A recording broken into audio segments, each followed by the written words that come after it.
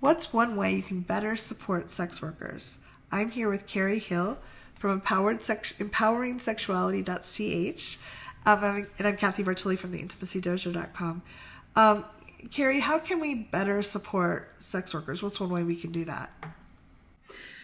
Well, the most effective way that we can really help is to begin listening and listening seriously.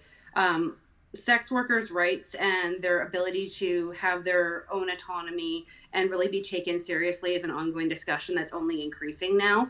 But quite often, at least what I'm noticing in the media, is that certain terms are being used that aren't what they mean when they say. So, for instance, there are some politicians that are talking about decriminalization of sex work so that, it can be more accessible and sex workers are allowed to do their jobs as jobs. Right. But what they mean is not decriminalization. It's something else entirely. That's something that I'll be talking about in my talk. But really, it's about being critical. So, paying attention, hearing what people are saying, and then perhaps asking sex workers, hey, what does this mean? Is this true? Can you tell me more? And even just doing your own research and then confirming it with sex workers can be helpful. The Twitter community, just to plug this a little bit, it is really phenomenal. There's a sex work Twitter that we use that we can, that we have meaningful discussions with and answer questions from people who are questioning. The problem is quite often there's not an open ear to the information that we're giving, and that's really a hindrance to us moving forward. Yeah. I love that you're talking about that. For the Twitter, is it at sex work, or what is the Twitter handle? No, if you just use hashtags, you can find what you need, really. I won't give them all just because I want to protect the sex work community. Yeah, absolutely. But if you do your own work, you're definitely going to find someone. It's not like it's a big secret. Yeah.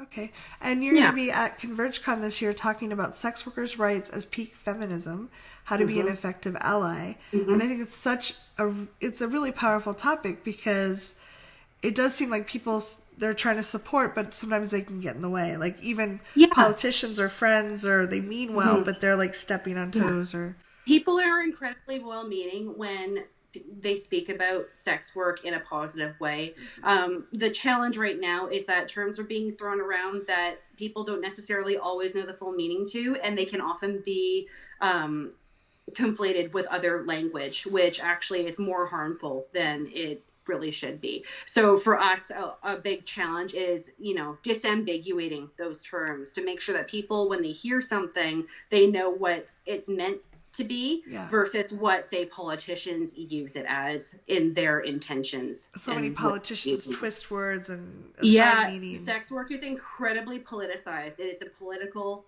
discussion, and it's something that affects our daily lives, right? So it's really important to know what is being said and knowing how to disambiguate things that don't necessarily appear clear on the surface. Yeah, no, I really love that. Just listening and asking when you doing your research, those are really powerful things.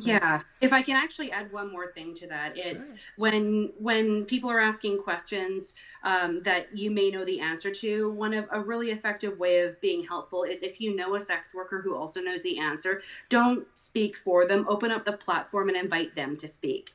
Sex workers have a voice too, and it's really important that we're heard and not just the people who think they know as much as sex workers do, right? So it's just as critical for us to be able to say something and be affirmed by people who are allies than allies speaking for us, and then, sex workers are still in the dark. Right. I have a lot of friends who are sex workers, and I deeply admire the courage and generosity, and I've never walked in their shoes. So while I may know some of the answers, I certainly don't know all the nuances. So I really appreciate they're pretty that. Incredible community. Yeah, no, I'm really touched that you're talking about it, because I think that that's really important for people to hear.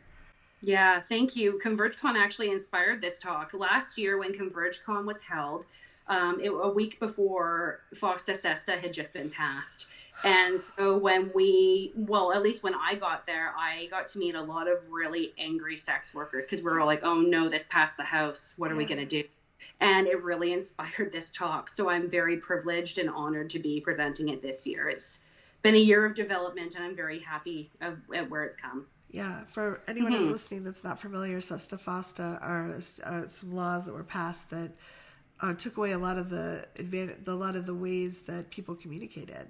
I should let you define. Like I'm aware of the laws, but you're actually affected by them.